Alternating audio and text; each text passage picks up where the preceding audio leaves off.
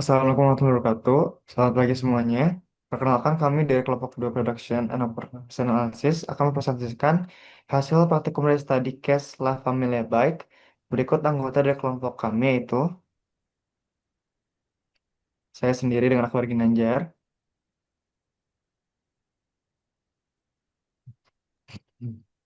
Saya Muhammad Bursan Putra Pambudi.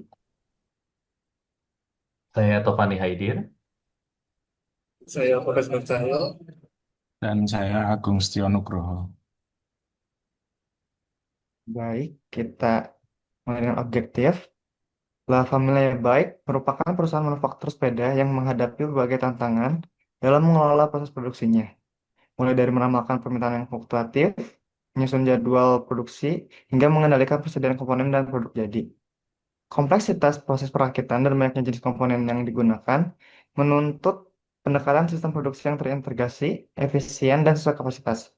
Oleh karena itu, praktikum ini difokuskan pada analisis dan simulasi 8 aspek utama dalam sistem produksi, yaitu forecasting, aggregate planning, assembly process, master production schedule, material requirement planning, lot sizing, inventory control subject to non-demand, and operation scheduling.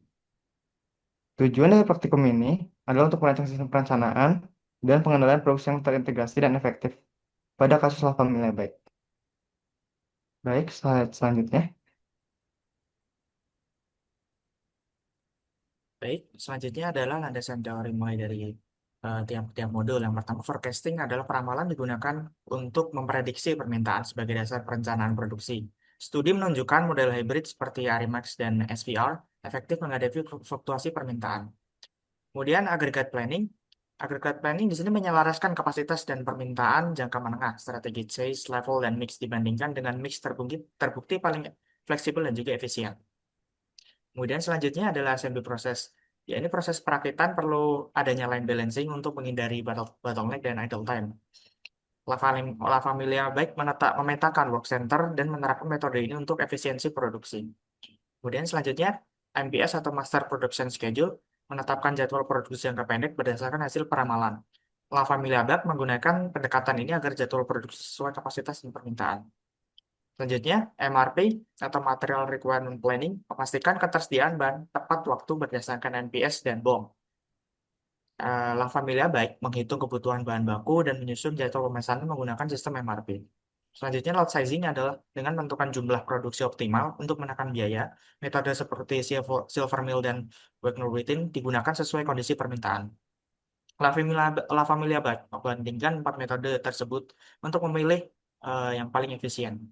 Selanjutnya, inventory control. Dengan permintaan yang diketahui, model EOQ digunakan untuk menentukan kapan dan berapa banyak yang memesan. La Familia Bag menerapkan EOQ, safety stock, dan reorder point untuk menjaga ketersediaan bahan tanpa kelebihan stok.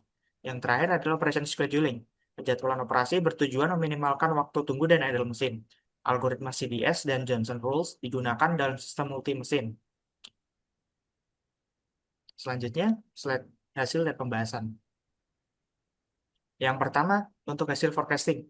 Berdasarkan hasil perbandingan ini, metode Holtz memiliki nilai error terkecil untuk ketiga metrik evaluasi, yaitu dengan MAP sebesar 3,16, MAD sebesar 2115,82 sekian, dan MSE sebesar 6.463.848.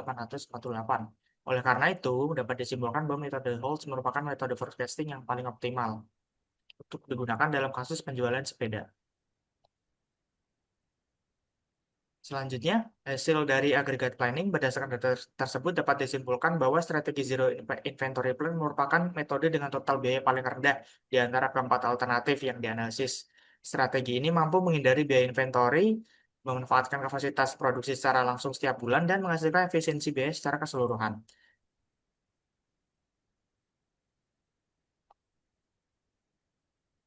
Selanjutnya akan disampaikan oleh rekan saya, Bagas Nursah. Baik, untuk assembly proses feedback, fokus pada penyusunan assembly charts, produk struktur, dan bill of materials. Assembly charts menunjukkan struktur hierarki perakitan dari komponen dasar hingga produk akhir A4. Perakitan dibagi menjadi beberapa level, dari level 6 sampai 5 dengan komponen dasar, grip, brake, rim, spokes, sejumlah 30 buah. Strategi produksi dari bulan Januari sampai April berdasarkan pesanan aktual, kemudian Mei sampai Agustus berdasarkan forecast. Lalu masalah yang dihadapi yaitu forecast terlalu tinggi, sebenarnya kurang lebih 94.000 unit, dengan pesanan aktual kurang lebih 40.000 unit, dan resiko overproduction. Lalu BAB negatif sejak bulan Mei, terdapat indikasi potensi kekurangan stok dikarenakan ATP tetap di 8.790 unit, tapi tidak mencerminkan kapasitas real. Next.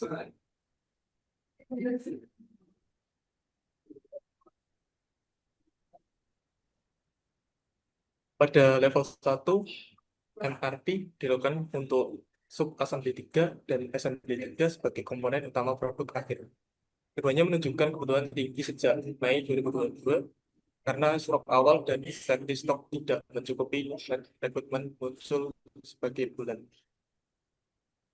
Dan level 2, komponen seperti tire, sub assembly, hub, dan assembly 2 mendukung perakitan level 1. Level 3, komponen spokes, rim, sub assembly 2, dan assembly 1 berperan penting dalam struktur dan kerangka. Lalu level 4, komponen seperti wheels, SSA 3, SSA 2, dan SA 1 membentuk bagian fungsional sepeda. Untuk level 5, komponen dasar seperti chain, stage, pedal, saddle, body, basket, dan SSA 1 adalah input awal berbagai sub-assembly. Untuk level 6, brake dan grip sebagai komponen paling dasar digunakan dalam SSA 1 dengan lead time 3 bulan dan kebutuhan bulanan hingga 99.000 unit. Serta minimnya stok awal mempengaruhi secara konsisten merilis planet order besar agar ketersediaan komponen terjaga menghindari hambatan dalam perakitan.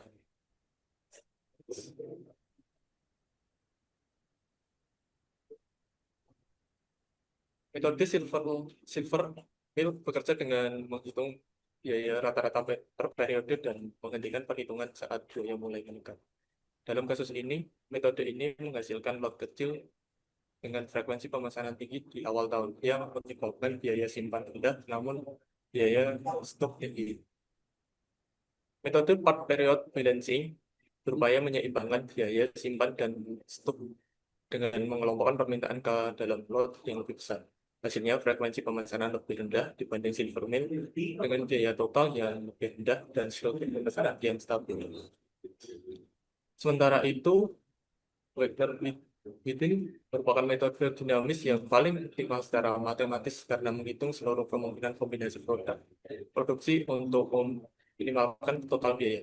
Meskipun kompleks dan memerlukan bantuan perangkat lunak, metode ini menghasilkan biaya terendah dalam studi kasus ini karena mampu memilih waktu produksi paling efisien berdasarkan keseluruhan dari Wagner Witting sangat unggul dalam mengelola lonjakan permintaan terutama pada paling keuangan. Selanjutnya akan dilanjutkan oleh rekan saya. Oke, terima kasih. Secara umum, lot sizing adalah alat penting dalam perencanaan produksi dan distribusi. Dengan total penjualan diproyeksikan mencapai lebih dari 566.000 unit dan keuntungan bersih 475 miliar. La Famille Bike memiliki kekuatan finansial untuk melakukan ekspansi. Perusahaan mampu membangun fasilitas produksi dan gudang baru dengan total biaya 198 miliar tanpa mengganggu kestabilan keuangan. Bahkan jika membangun keduanya sekaligus, sisa keuntungan tetap tinggi. Next. Sistem Kanban diterapkan sebagai metode pengendalian persediaan berbasis pull system, di mana setiap proses hanya memproduksi sesuai kebutuhan produksi berikutnya. Perhitungan jumlah kartu Kanban dilakukan dengan mempertimbangkan kapasitas kontainer, waktu proses, waktu tunda, dan permintaan. Hasilnya menunjukkan variasi jumlah kartu berdasarkan karakteristik tiap komponen dari 1,28 kartu komponen A1 hingga 11,26 kartu SSA2 yang mencerminkan fleksibilitas sistem dalam merespon kebutuhan aktual. Sistem ini terbukti efektif dalam menjaga keseimbangan antara ketersediaan material dan efisiensi persediaan, serta mendukung prinsip lean manufacturing. Namun, komponen dengan jumlah kartu tinggi dan waktu proses lama perlu pengawasan ketat karena berpotensi menjadi titik kritis dalam aliran produksi. Next. Machine scheduling dilakukan menggunakan algoritma CDS, Campbell, Dudek, and Smith. Berdasarkan data routing tiap komponen dan waktu proses di mesin lathe, milling, drilling, dan CNC, metode ini mengoptimalkan urutan pengerjaan untuk meminimalkan max span dan idle time. Kombinasi mesin menghasilkan urutan kerja optimal yang konsisten dengan pekerjaan seperti caliper bound bolts dan hidrolik cenderung berada di awal urutan karena waktu prosesnya lebih singkat. Sementara pekerjaan seperti kaliper berada di akhir karena prosesnya lebih panjang. Penjadwalan ini memungkinkan pemanfaatan mesin yang merata dan efisien, serta mendukung keputusan strategis dalam lingkungan manufacturing multi mesin. Selanjutnya akan disampaikan rekan kami, Agung. Baik, terima kasih atas waktunya. Untuk selanjutnya, operator scheduling mengatur rotasi kerja 7 kelompok operator dari X1 sampai X7 untuk memenuhi kebutuhan harian antara 55 sampai 65 tenaga kerja. Setiap kelompok mendapat 2 hari libur yang dirotasi secara adil. Jadwal yang disusun berdasarkan hasil memenuhi kebutuhan operasional tanpa kelebihan atau kekurangan tenaga kerja setiap harinya. Sistem ini menjaga keseimbangan antara kontinuitas, produksi, dan kesejahteraan pekerja, menghindari lembur berlebih dan resiko kelelahan. Pendekatan ini dinilai efektif dan berkelanjutan untuk menjaga efisiensi tenaga kerja dalam jangka panjang. Next. Selanjutnya, untuk analisis kemampuan produksi dilakukan untuk mengevaluasi apakah sistem produksi mampu memenuhi permintaan dan safety stock bulanan sebesar 8.750 unit sepanjang tahun 2022.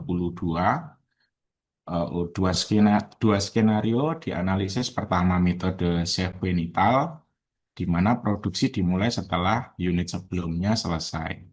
Dan kedua, metode overlapping, di mana produksi dimulai sebelum unit sebelumnya selesai sepenuhnya. Pada skenario sequential, waktu produksi 1 unit adalah 38 menit, sehingga maksimal hanya 12 unit dapat diproduksi per hari. Total produksi bulanan pun sangat rendah, yaitu 204 sampai 276 unit, jauh di bawah target, sehingga seluruh bulan menunjukkan ketidaksesuaian dengan kebutuhan safety stock. Artinya, metode ini tidak layak diterapkan.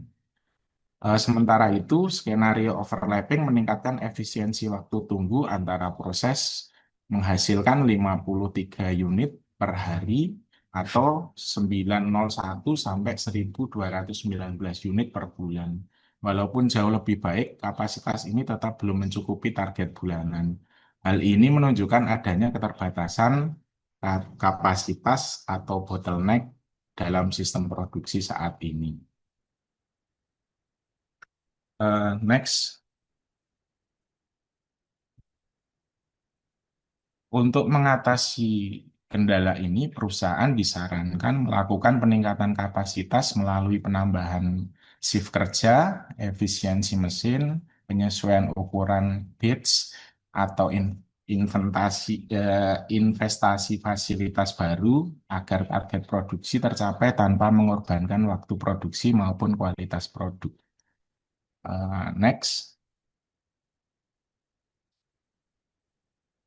Demikian presentasi untuk praktikum POA dari kelompok 2. Mohon maaf atas segala kekurangannya. Terima kasih. Selamat malam.